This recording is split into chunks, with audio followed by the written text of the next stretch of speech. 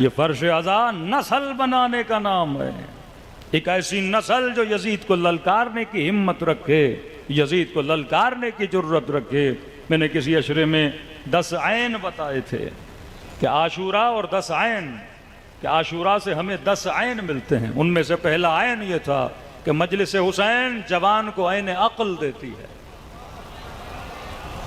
جس طرح چھری کند ہو جائے نا تو پتھر پہ رکھ کے تیز کی جاتی ہے، جب عقلیں کند ہوتی ہیں نا تو حسین کی مجلس میں آ کے تیز ہو جاتی ہیں۔ ہور نہ ملتا تو کبھی ہور نہ بنتا، وہب نہ ملتا حسین سے تو کبھی وہب نہ بنتا۔ تو فرمایا اگر ان سے ملے تو بندہ عقل مند، ان کی مجلس میں آئے تو بندہ عقل مند۔ تو فرش ازا ہمیں کیا بناتا ہے؟ عقل مند بناتا ہے۔ امیر المومنین سے پوچھا گیا مولا عقل مند کا پتہ کیسے لگے؟ کیونکہ بار بار آقا امیر کہتے تھے کہ علی کے شیعہ کیا ہے؟ سب سے زیادہ عقل مند ہے۔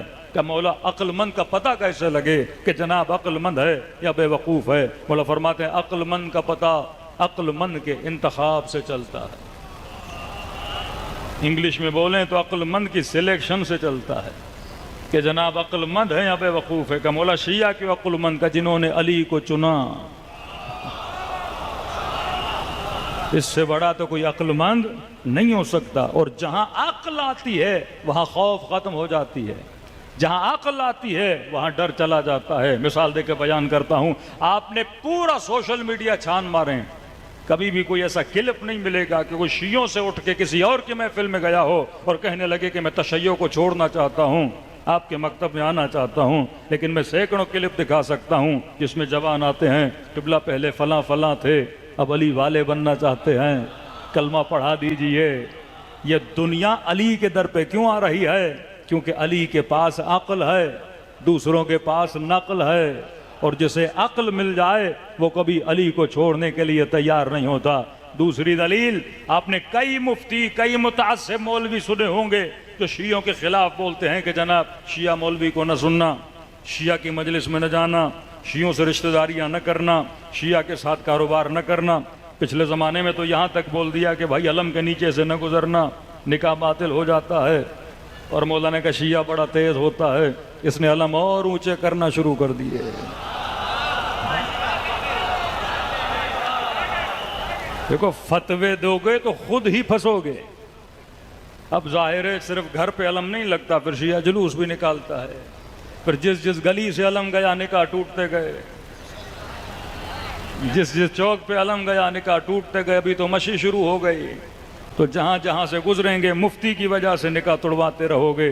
میں نے کہا روکتا وہ ہے جسے ڈر ہوتا ہے۔ ایک شیعہ مولوی ذاکر بتائیے جس نے اپنی نسلوں کو کہا ہو کہ مثلاً آپ اہل سنت کے علماء کو نہ سننا، یہاں تک کہ وہابیوں کو نہ سننا۔ ہم تو بچوں کو کہتے ہیں بیٹا سن، جسے دل کرے سن، طارق جمیل کو سننا ہے انہیں سنو، طارق مسعود کو سننا ہے اسے سنو، کسی انجینئر کو سننا ہے اسے سنو۔ ہم تو کہتے ہیں سنو گے تو پتہ لگے گا فکر اموی کیا ہے اور فکر علوی کیا ہے۔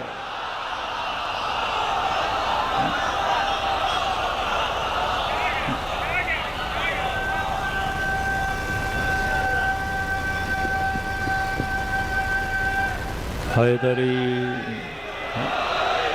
یہ سنے گا تو سمجھ پائے گا کہ حق کیا ہے باطل کیا ہے۔ اب یہ سنے گا کہ حسین وقت کے حاکم کے مقابلے میں قیام کر رہے ہیں، اور وہیں پہ مولانا طارق مسعود کہیں گے کہ رسول نے فرمایا کہ حاکم کیسا بھی ہو اس کی اطاعت امت پر کیا ہے؟ واجب ہے۔ 1400 سال کے بعد مفتی بولے کہ حاکم کیسا بھی ہو، اس نے سنا۔ پھر سنے مجلس حسین میں 62 ہجری میں، وہ حسین جو دوش پیمبر پہ بڑا ہوا، اسے نہیں پتا کہ میرے نانا نے کیا کہا، طارق مسعود کو پتا ہے کہ رسول نے کیا کہا۔ اس کی عقل فیصلہ کرے گی کہ حق کیا ہے باطل کیا ہے۔ ہم کیوں نہیں ڈرتے؟ کیونکہ ہمیں خوف نہیں۔ وہاں ڈر ہے کہ شیعہ کے ساتھ ملا تو پتہ نہیں واپس بھی آئے گا کہ نہیں آئے گا۔ ہمیں نسلوں کے لیے خوف نہیں، وہاں خوف ہے، بلکہ ہمیں اتنا یقین ہے کہ اگر ہمارا بچہ چلا بھی گیا تو خالی ہاتھ نہیں آئے گا، 3-4 کو علی والا بنا کر ہی لائے گا۔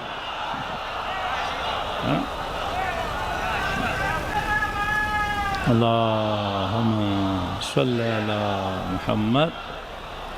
تو یاد رکھیے، بڑی آسانی سے یاد کروا رہا ہوں، پہلا عین جو مجلس حسین سے ملتا ہے وہ عین عقل ہے.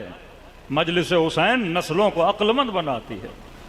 عقل مند کیسے؟ مولا حسین تجھے سکھاتے ہیں کہ ظالم سے محبت نہیں کی جاتی، مظلوم سے محبت کی جاتی ہے. حسین سکھاتے ہیں کہ نجاست کے عاشق نہ بننا، طہارتوں کے عاشق بننا. حسین سکھاتے ہیں کہ با کمالوں کے عاشق بننا، بے کمالوں کے عاشق نہ بننا. حسین سکھاتے ہیں کہ بہادروں کے عاشق بننا، بزدلوں کے عاشق نہ بننا. علی سکھاتے ہیں کہ میدان میں ڈٹ کے لڑنے والے کے عاشق بننا، میدان کو چھوڑ کے جانے والے کے عاشق نہ بننا. یہ فرش ادا ہمیں عاشق کمال بناتا ہے. ایک شیعہ جوان کو کروڑوں دو اور کہو کہ امیر شام کے عاشق بنو، کہے گا سر کٹا دوں گا اور عاشق نہیں بنوں گا. کیوں نہیں بنو گے؟ کہے گا کیونکہ میں عقل والا ہوں، نقل والا نہیں ہوں. سیاسی پارٹیاں بدلوں. جن کے ایمان کمزور ہوتے ہیں وہ جمپنگ کرتے ہیں، لیکن جن کے ایمان مضبوط ہوتے ہیں پہاڑ کی طرح، وہ کس کے پابند ہوتے ہیں؟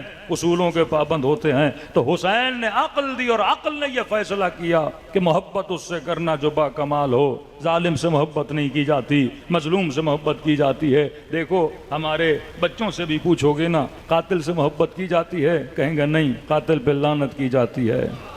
اور وہاں جاؤ گے تو مفتی صاحب کہیں گے مارنے والا بھی رضی اللہ ہے، مرنے والا بھی رضی اللہ ہے، مارنے والا بھی جنت میں ہے، مرنے والا بھی جنت میں ہے. جنگ صفین ہوئی کہ بھائی کون جنت میں کون جہنم میں؟ کہ ادھر والے بھی جنت میں ادھر والے بھی جنت میں. کہ جمل ہوئی کون جنت میں؟ کہ ادھر والے بھی جنت میں ادھر والے بھی جنت میں. کہ اتنا بڑا نبی کا صحابی مالک ابن نویرہ قتل ہوا، کہ یہ بھی جنت میں، مارنے والا بھی جنت میں. حسین نے فرش عزا پہ لا کے بٹھایا کہ ایسا ممکن نہیں ہے کہ ظالم کی بھی تعریف کرو، مظلوم کی بھی تعریف کرو. اور اتنا حسین نے ہماری نسلوں کی محبت کو خالص کر دیا کہ شیعہ کی محبت میں ملاوٹ نہیں ہوتی کہ اس سے بھی کروں گا محبت، اس سے بھی محبت کروں گا. آؤ شیعوں کی مجلسوں میں 8 سال کے بچے کو اٹھاؤ اور بس اس سے اتنا پوچھو کہ اے میرے لال یہ بتا یزید پہ لعنت کرنی چاہیے کہ نہیں؟ میں نے کہا تو پوچھے گا وہ 4 لعنتیں بھیج کے تجھے بتائے گا.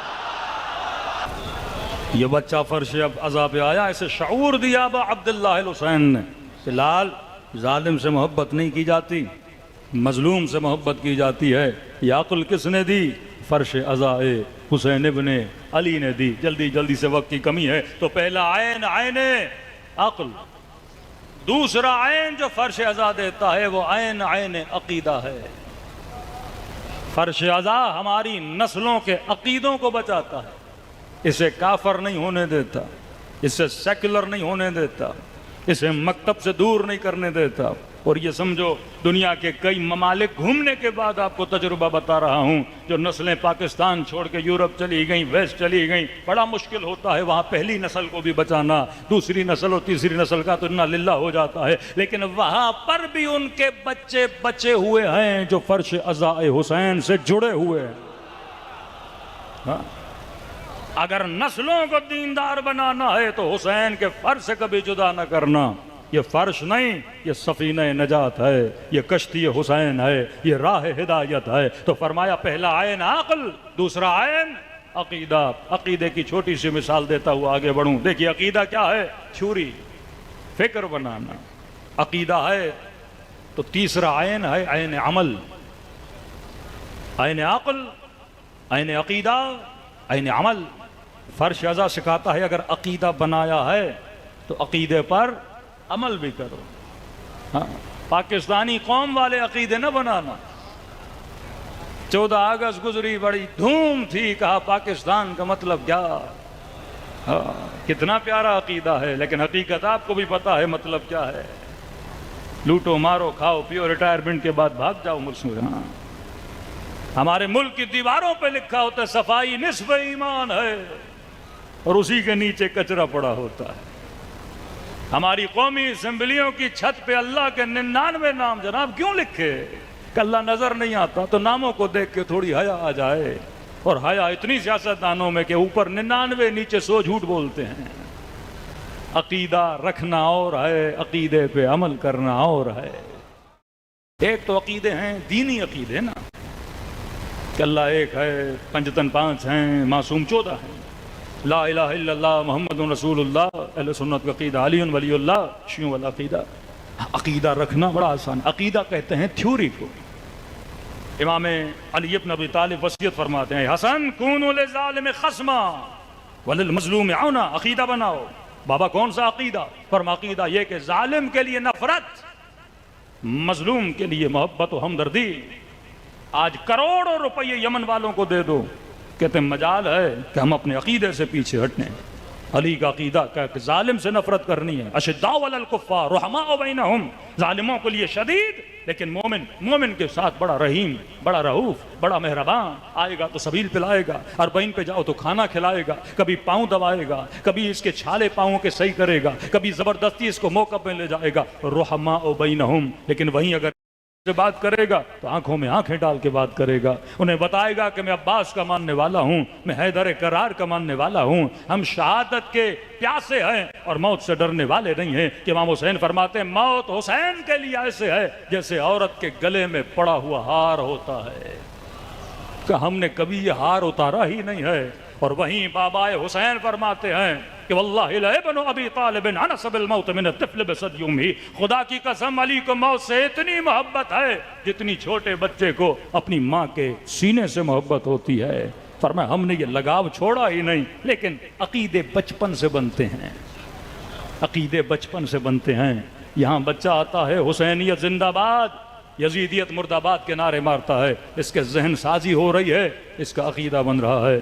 چوتھا عین، عین عبرت، عین عقل، عین عقیدہ، عین عمل۔ چوتھا عین، عین عبرت۔ فرمایا فرش ازا ہماری نسلوں کو سکھاتا ہے کہ بیٹا سن، ابن سعد اگر ابن سعد بنا تو کیوں بنا، شمر اگر شمر بنا تو کیوں بنا، اور ہر اگر ہر بنا تو کیوں بنا۔ فرش ازا اسے عبرت سکھاتا ہے۔ کتنوں کو میں جانتا ہوں فرش پہ بیٹھنے سے پہلے بڑے گنہگار تھے، لیکن حسین کے فرش پہ آئے کوئی رسول ترک بن گیا، حسین کے فرش پہ آئے کوئی بہائی بن گیا، حسین کے فرش پہ آئے کوئی ہلی بن گیا۔ یہ فرش ازا ہے جو بڑے سے بڑوں کی زندگی کو کیا کرتا ہے؟ بدل دیتا ہے۔ امام حسین فرماتے مومن تو خود تو فرش ازا پہ آیا ہے، لیکن کوشش کیا کر کسی غیر کو بھی فرش ازا پہ لاؤ۔ کبھی ہو سکے نا اپنی جیب سے بھی کسی غیر کو کربلا لے جاؤ۔ ایک بار لے جانا تمہارا کام ہے، بار بار اس کو بلانا پھر حسین کا کام ہے۔ جب آپ مانتے ہو نا عقل والے ہو تو ہر بندہ آدھا گھنٹہ حسین کی محفل میں آئے گا، امام حسین اس کے مزاج کو کیا کر دیتے ہیں؟ بدل دیتے ہیں۔ آج سب سے بڑی نعمت فرش ازا اور سب سے بڑا معجزہ اربعین ابا عبداللہ الحسین ہے۔ میں نے کسی جگہ پہ کہا مسلمان قرآن میں ڈیلی دعا کرتا ہے اہدنا الصراط المستقیم، خدا سیدھے راستے پہ چلا، اور اللہ سے پوچھا خدایا یہ راستہ کس کا ہے؟ کہ صراط الذین انعمت علیہم، یہ ان کا راستہ ہے جس راستے پر نعمت ہی نعمت ہے۔ میں نے کہا ایک چیلنج کرتا ہوں، پریکٹیکلی اگر دنیا ہمیں کوئی راستہ دکھائے کہ جس راستے پہ نعمت ہی نعمت، میں نے کہا پوری دنیا گھوم لو، کہو جناب ہمیں 2 کلومیٹر کا راستہ دکھاؤ جس کے چپے چپے پہ نعمت ہو۔ میں نے کہا دنیا نہیں دکھا سکتی، آؤ شیعوں کے پاس، ہم تجھے 80 کلومیٹر کا راستہ دکھاتے ہیں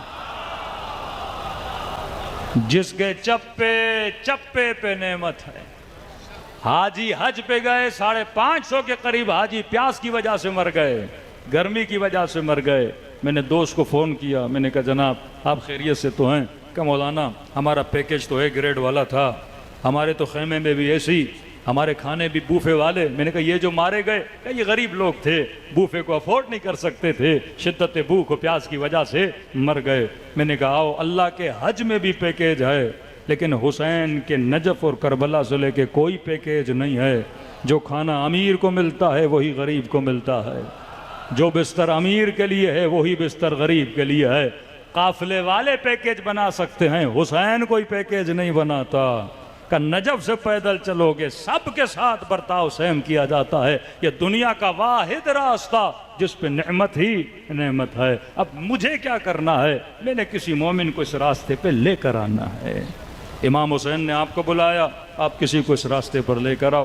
ایک عراقی جوان کہتا میں نے بڑی کوشش کی اپنے دوست کو نجف سے کربلا کے راستے پہ لاؤں، آدھا گھنٹہ لاؤ، 1 گھنٹہ لاؤ، اسے حسین شناس تو بناؤ نا۔ آپ کا کام ہے تشیع کو بڑھاؤ، محبت اہل بیت کو بڑھاؤ۔ اور آج وہ زمانہ ہے کہ خدا نے شیعوں کو عزت بھی دی ہے، وقار بھی دیا ہے کہ یہ بہادر قوم ہے، ان کے لیڈر بہادر ہوتے ہیں۔ تو کہتا ہے میں نے بڑی کوشش کی۔ اس جوان نے کہا کہ میں نہیں آؤں گا۔ کہا کیوں؟ کہا گرمی ہے، 50 ڈگری کی گرمی، تمہاری عقلوں کو کیا ہوا ہے؟ تم لوگ اتنی گرمی میں پیدل جاتے ہو۔ کہ میں تو گھر سے بھی بغیر گاڑی کے نہیں نکلتا۔ کہ بڑا سمجھایا، کہ آؤ تو صحیح، 10 منٹ، آدھا گھنٹہ، 1 گھنٹہ۔ اس نے کہا نہیں بھائی آپ جاؤ، مجھے گرمی برداشت نہیں ہوتی۔ یہ دوست اپنے دوست کی کمزوری کو جانتا تھا۔ کہ اس کی کمزوری تھی، اسے کھانا بڑا پسند تھا۔ اس نے کہا دنیا کا کوئی راستہ نہیں جہاں اتنے کھانے ملتے ہوں، تجھے ایسے لگے گا تو جنت کے راستے پہ چل رہا ہے۔ جنت کی نشانیوں میں ایک نشانی ہے جو نیت کرو وہ سامنے آ جاتا ہے۔ کہ لسی مانگو گے لسی ملے گی، شربت مانگو گے شربت ملے گا، مرغا مانگو گے مرغا ملے گا، جو چاہو کا ایسا کہ ٹھیک ہے 1 گھنٹے کے لیے آتا ہوں، کھانے کی محبت میں چلا۔ کہتے کبھی اس موقف سے کھائے، کبھی اس موقف سے کھائے، کبھی یہاں سے یہاں، گزرتے 3 گھنٹے گزر گئے، مغرب کی اذان ہو گئی۔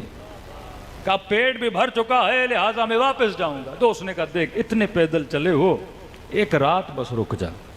اب اس کی کوشش ہے جتنا ہو سکے اسے روکوں، شاید اس کے دل میں حسین آ جائے، شاید اس راہ کا مسافر بن جائے۔ کہ مجھے بہت دیر ہوئی ہے میں جاتا ہوں۔ کہ دیکھو گرمی بہت ہے، ایسی چل رہا ہے موقف کے اندر، بیٹھو خدمت گزار ہیں۔ اس نے کہا نہیں دیر ہو رہی۔ کہ دیکھ صبح ٹھنڈی ہے، ٹھنڈی صبح میں تجھے چھوڑ کے آؤں گا، اور دیکھ تجھے کھانا اچھا لگتا ہے، میں نے اسی لیے اس موقف میں روکا، یہاں ناشتہ بڑا اچھا دیا جاتا ہے۔ اس نے کہا سچ؟ کہا ناشتہ بڑا اچھا ہے۔ کہا ٹھیک ہے میں رکتا ہوں۔ یہ جوان کہتا رات کو سو گیا، آدھی رات کو آواز آئی میرے کانوں میں، اٹھو، کوئی صدا دے رہا ہے، اٹھو جلدی اٹھو۔ میں نے کہا کیوں اٹھیں، کیا ہوا ہے، شور کس بات کا ہے؟ کہا جلدی اٹھو، فرزند رسول حسین ابن علی آنے والے ہیں۔ یہ تشش و پنج پریشان ہو گیا، بیٹھا، دیکھا کہ موقف کے دروازے سے وجود مبارک ابا عبداللہ الحسین وارد ہوا۔ دائیں طرف بائیں طرف تو نورانی وجود، شاید ایک علی اکبر تھے، شاید ایک حضرت عباس علمدار تھے۔ کہتا عجیب منظر تھا، حسین ابن علی آئے اور ایک مومن جو سو رہا تھا اس کے چہرے سے چادر ہٹاتے تھے اور کہتے تھے عباس اس کا نام لکھو، یہ میرے راستے کا مسافر ہے۔ کہ ہر مومن کا چہرہ دیکھتے تھے نام لکھتے تھے، چہرہ دیکھتے تھے نام لکھتے تھے۔ کہتا میں شرم کے مارے دل کر رہا تھا زمین پھٹے اور میں ڈوب جاؤں، بس حسین کی نگاہ مجھ پہ نہ پڑے، کیونکہ مجھے دیکھیں گے تو سمجھ جائیں گے یہ تو کھانے کے چکر میں آیا تھا۔ کہ فرزند رسول سیدہ شباب اہل جنہ نام لکھ رہے ہیں کہ یہ میرے راہ کا مسافر ہے، یہ میرا چاہنے والا ہے۔ کہ چلتے چلتے مجھ تک پہنچے، شرم کے مارے سر جھکایا اور امام نے فرمایا کہ اے جوان تو یہاں کیا کر رہا ہے؟ میں نے اسی شرمندگی میں کہا کہ ابا عبداللہ میں جانتا ہوں آپ کن کے نام لکھ رہے ہو جو اس راہ کے مسافر ہیں، میں تو یہاں کھانا کھانے آیا تھا۔ کہ سر اٹھا اور مجھے دیکھ۔ آقا کو دیکھا، مسکرا کر کہا عباس اس کا نام لکھو، کھانا بھی تو میرے ہی راستے سے کھایا تھا نا۔ کسی ہوٹل پہ بھی کھا سکتا تھا، کسی ریسٹورنٹ پہ بھی کھا سکتا تھا، لیکن کہاں کھایا؟